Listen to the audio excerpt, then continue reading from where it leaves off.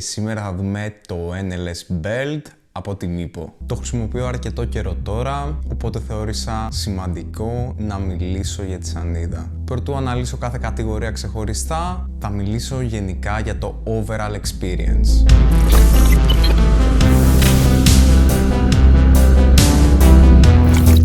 Από το NLS Belt είμαι πάρα πολύ ικανοποιημένος. Η οδήγηση είναι πάρα πολύ ομαλή, το curving είναι πάρα πολύ καλό με τη σανίδα, τα φρένα είναι καλά και δυνατά και η ταχύτητα θεωρώ ότι είναι ικανοποιητική για τους περισσότερους χρήστες.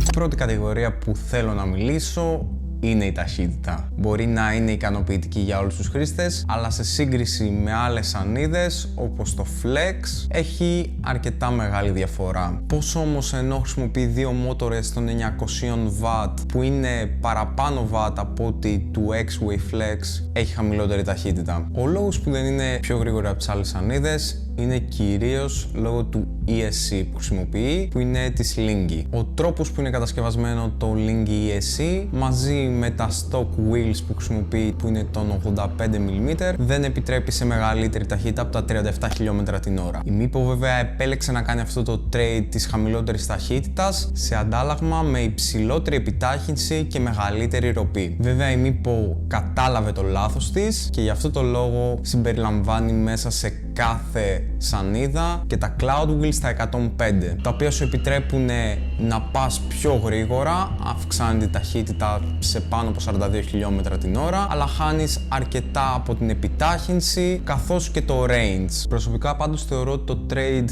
της ταχύτητας του top speed για την επιτάχυνση είναι πολύ καλό. Πολλές φορές κιόλας σταματάω ή πάω πιο αργά μόνο και μόνο για να επιταχύνω απότομα, για να νιώσω αυτό το ωραίο το συναίσθημα που κάνει η σανίδα. Ακόμα οι 900άριδες οι μότορες κάνουν έναν τρομερό ήχο όταν ρολάρει στο δρόμο, που είναι σαν να είναι ένα διαστημόπλοιο που περνάει πάρα πολύ γρήγορα.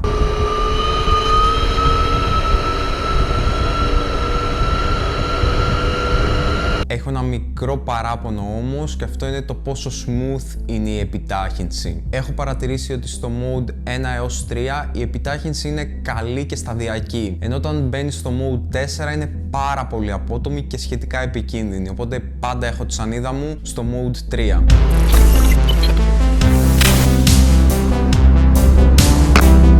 Τα φρένα είναι απλά απίστευτα. Είναι πάρα πολύ δυνατά και πάρα πολύ αξιόπιστα σε σχέση με την επιτάχυνση που είπα πριν. Έχει 4 modes για τα φρένα, τα οποία μπορείς να τα ρυθμίσεις εσύ, και πάντα χρησιμοποιώ το 4ο mode που είναι και το πιο δυνατό. Γενικά, αν θες να δώσεις σανίδα σε κάποιον που δεν ξέρει να οδηγάει, προτείνω να μην το έχεις στο mode 4 τα φρένα, γιατί είναι σχετικά απότομα και θέλει συνήθεια.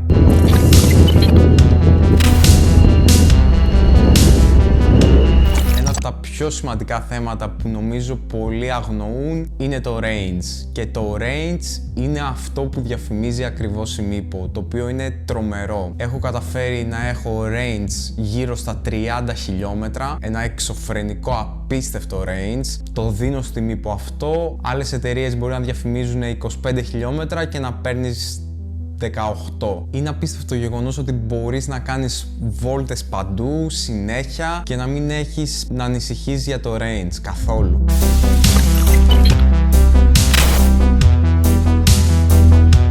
Το deck που χρησιμοποιεί το NLS Belt είναι κατασκευασμένο από 7 επίπεδα μπαμπού και 2 επίπεδα fiberglass. Είναι αρκετά εύκαμπτο, βέβαια σε σύγκριση με το Flex από την X-Way δεν έχει τόσο flex. Το concave, που είναι το πόσο κυρτή είναι η σανίδα, είναι σχεδόν μηδαμινό, δηλαδή είναι αρκετά επίπεδη η σανίδα, που αυτό στην αρχή ήταν αρκετά περίεργο για μένα για να συνηθίσω, από το Flex που είχε τα flares στα τεράστια τις γωνίες, σε κάτι τέτοιο που δεν έχει σχεδόν καθόλου. Η σανίδα γενικά προσπαθεί να μιμηθεί αρκετά την πολύ αγαπημένη σανίδα του Boosted Board V2, το Loaded Vanguard, με ολόιδιο σχεδιασμό, ίδια υλικά, διαφορετικό design βέβαια. Το grip tape που χρησιμοποιεί από την άλλη σανίδα είναι πάρα πολύ σκληρό, σε φάση μόλις κάνουν lock τα πόδια δεν κουνιέσαι με τίποτα.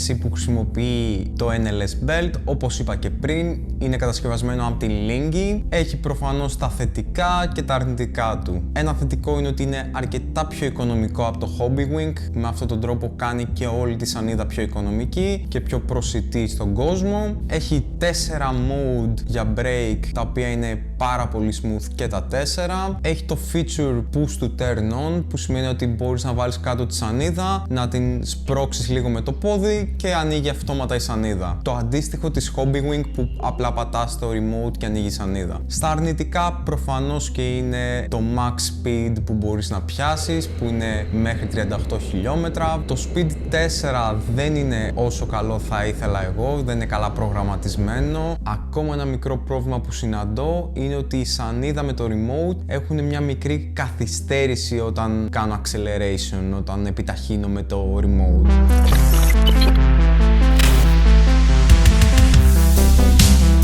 Το NLS Belt χρησιμοποιεί την Extended Range Battery της MIPO, η οποία είναι στις 288 βατοώρες σε 10S 2P σύνδεση, κατασκευασμένη από τη Samsung. Για την μπαταρία δεν έχω να πω πάρα πολλά, καθώς έχω αναφερθεί ήδη στο range. Το μόνο που έχω να πω είναι ότι είναι πάρα πολύ worth για το range που δίνει και για το βάρος που προσφέρει. Είναι ο κατάλληλος συνδυασμός έτσι ώστε να έχεις αρκετό range και να είναι τόσο βαριά έτσι ώστε να μπορείς να κουβαλείς και τη σανίδα άμα χρειαστεί στο χέρι.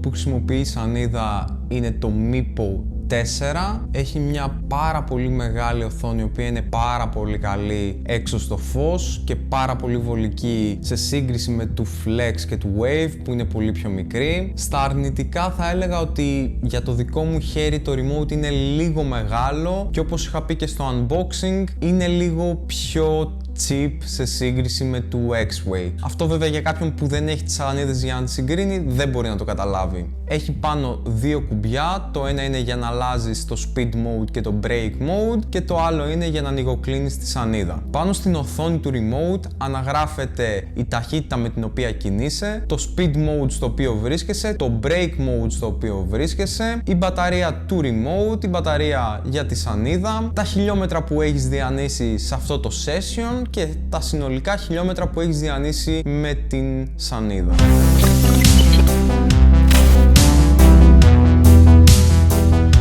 Για τα tracks και τις ρόδες δεν υπάρχουν πολλά που μπορώ να πω. Καθώς όπως είχα πει και στο unboxing, η MIPO χρησιμοποιεί τα parts από την Boosted Board. Οπότε τα tracks είναι τα tracks του Boosted V3 και του Stealth που είναι πάρα πολύ αξιόπιστα, έχουν πάρα πολύ καλά reviews, είναι πολύ καλά για να κάνεις curving. Ακόμα τα bushings που χρησιμοποιούν τα tracks είναι και αυτά της Boosted, σίγουρα και αυτό είναι ένα plus για τη σανίδα. Οι ρόδες και αυτές είναι από το Boosted Board Stealth, είναι 85, αρκετά μαλακές, πολύ καλές στο δρόμο, έχουν πολύ καλά κρατήματα. Απ' την άλλη τα Cloud Wheels που στέλνει μαζί η MIPO είναι και αυτά τρομερά, είναι πάρα πολύ μαλακά, οπότε σε bumpy roads σίγουρα θα είναι πιο βολικά. Το μόνο θέμα είναι ότι ίσως θα ήθελα τα Cloud Wheels να έρθουν σε άλλο χρώμα, καθώς το κόκκινο νομίζω δεν ταιριάζει τόσο πολύ με το theme της σανίδας.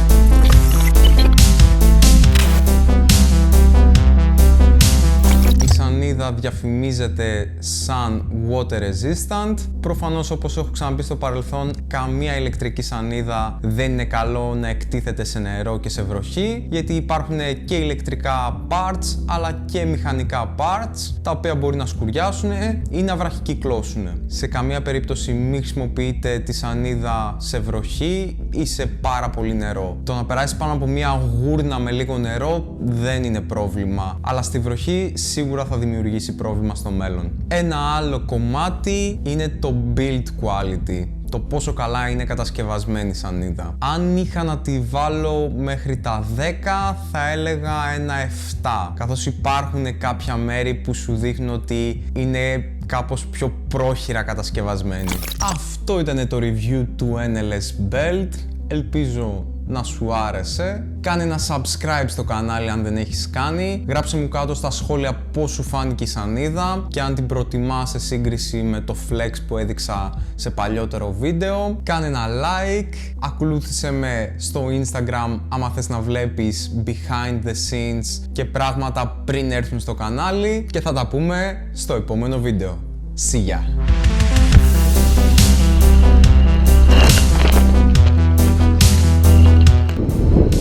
Whoa, whoa, whoa, whoa, whoa, whoa, whoa.